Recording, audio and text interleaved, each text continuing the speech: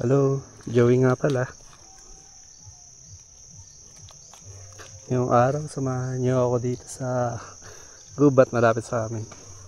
Tatry ko tong bagong bili kong lens, pero hindi siya bago. Second hand, nabili ko sa Facebook Marketplace. Ito yung para sa crop sensor.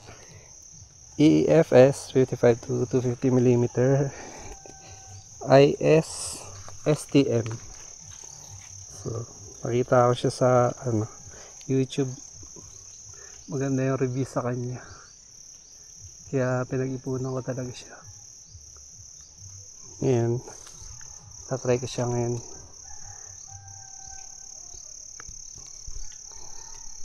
Titingnan ko kung maganda talaga. Dito ako sa gubat malapit sa aming bahay. So ayan, set ko muna to.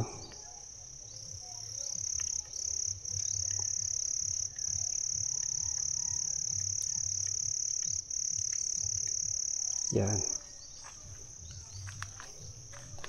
maghahanap tayo ng ibon. Pag wala akong nahanap, tatry ko na lang yung macro gamit itong make macro extension tube.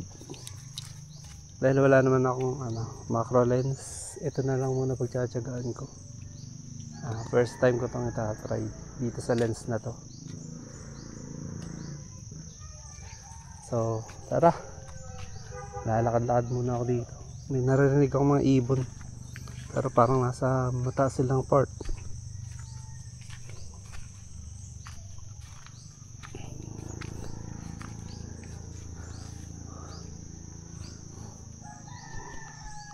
Ayan.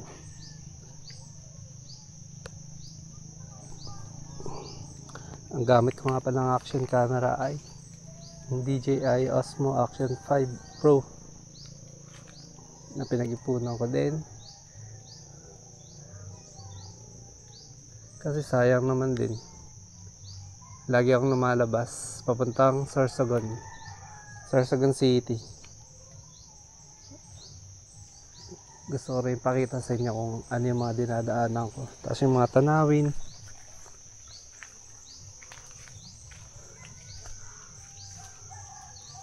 Ay, may paru-paro.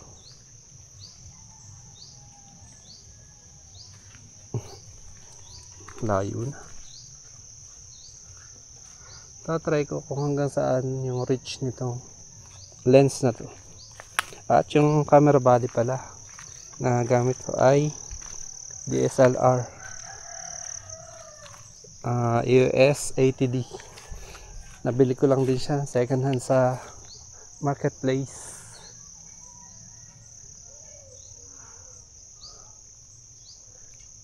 Ang tumal ng ibon dito. Ang hirap pa maghanap. So medyo maulan dito sa Sorsogon.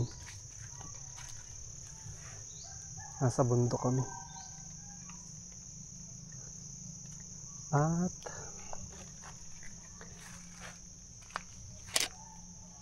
umiinit, umuulan dito, kaya bago-bago yung weather. So ayaw masyadong lumayo kasi bigla yung ulan. Parang tahimik na. Try natin dito. Oops, may tutubi.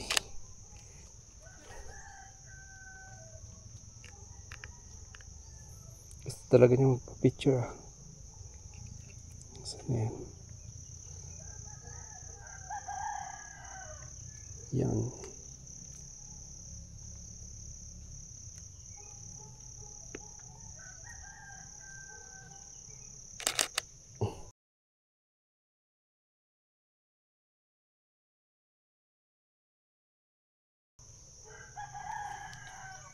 Tingnan yan.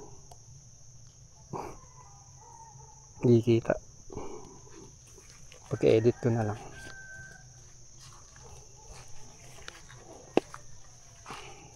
Pero Para sa isang hobbyist na katulad ko, okay na yung lens na to.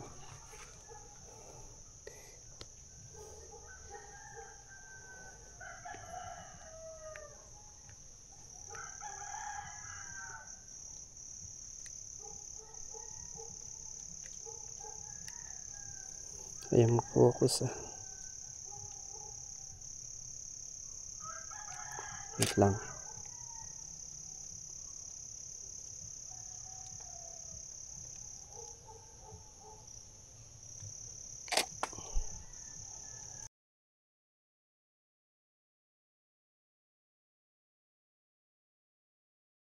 Yun.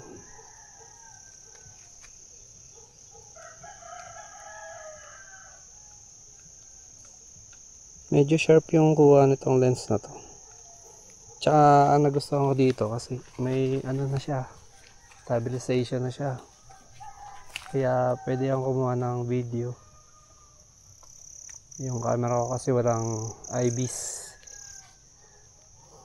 So pag kumukuha ko ng video sa gamit yung ibang lens ko, magalaw talaga siya.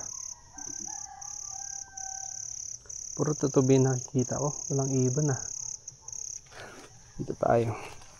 Medyo madalas yung lupa. Madalas din yung aking tsinelas.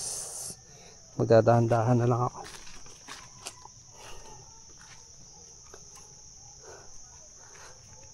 Dito ako pepesto mamaya. Naririnig akong ibon pero parang ang layo nila.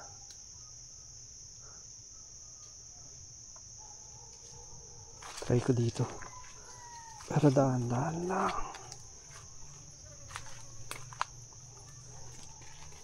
Iwas ahas din. Sana wala makita.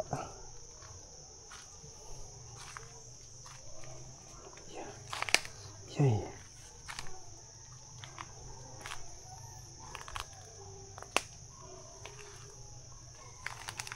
Oops.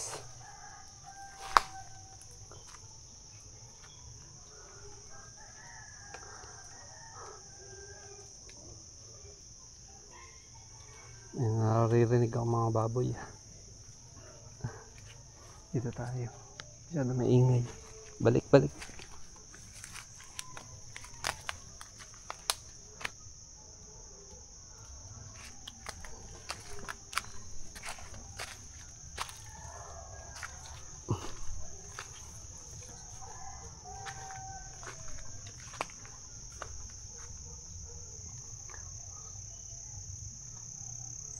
Matumal yung mga subject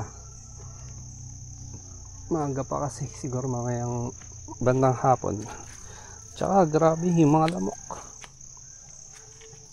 Dito, baba tayo.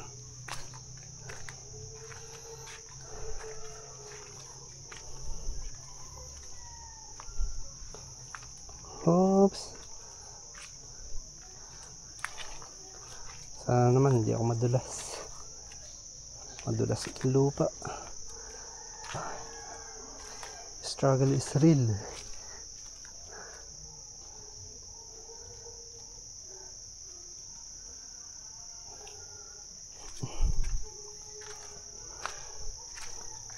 Parang wala nang dumadaan dito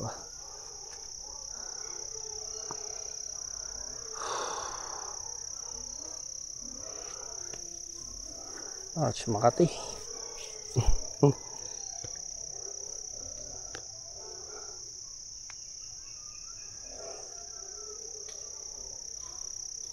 Tara natin mga pa. Grabe yung daan Paano kaya to? Ang dulas kasi ng tsinelas ko At pala nagsandals ako. Dito. Yeah.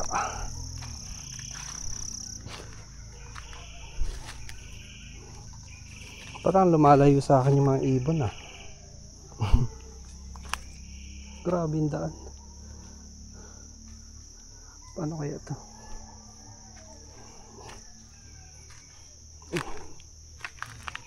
Uy, parang hindi ko na kaya dyan sa ibaba. Sobrang dulas.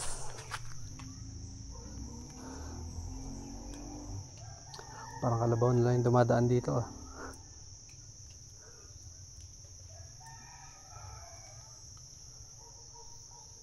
Baka umulan na rin. Next time na lang kaya.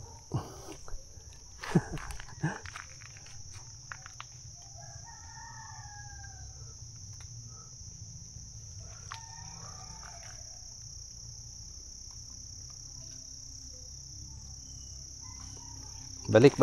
Wala ka nakikita ang ibon dito. Dun sa malapit sa amin meron pa.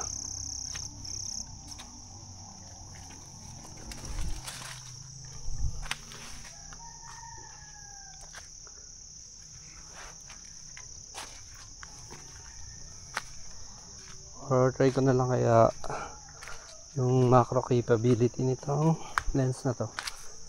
Kasi gagamitin ko siya ng macro extension tube.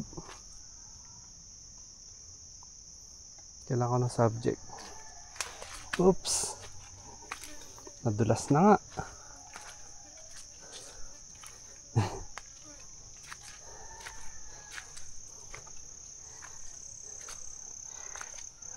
Dalawa yung tinetesting ko ngayon.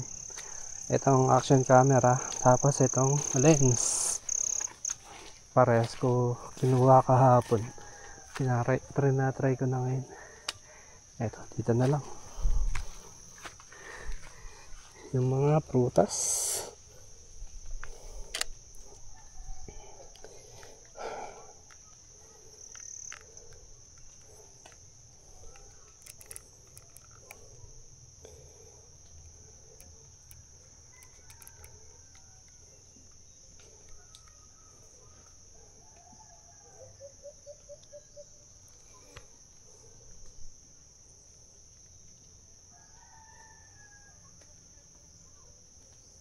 Tsaka yung autofocus niya ang bilis.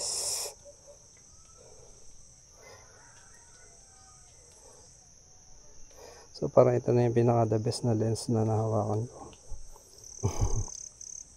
Konti pa lang kasi, nagsisimula pa lang ako.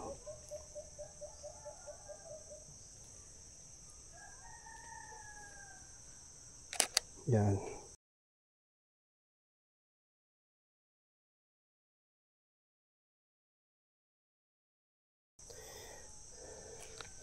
Try ka sa video. Handheld. Wala kang tripod na dala. Game.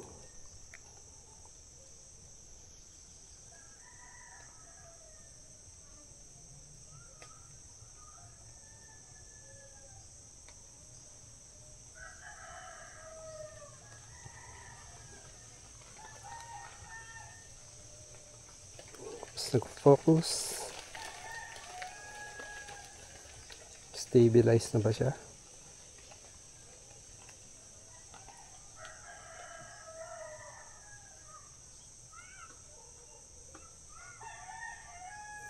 Yun lang, stop na. Try naman natin sa macro. Papalit lang ako. Wait lang.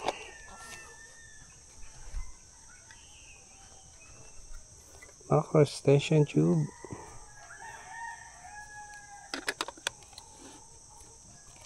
Yan. Yan o. Okay. Try natin lumapit dito.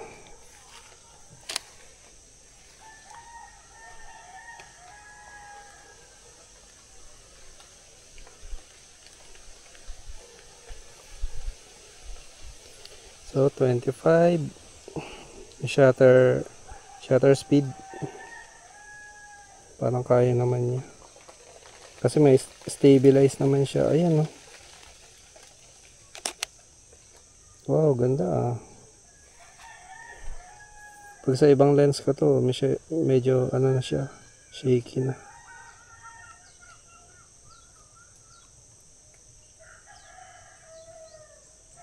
Tapos yung distance niya from the subject medyo malayo-layo din.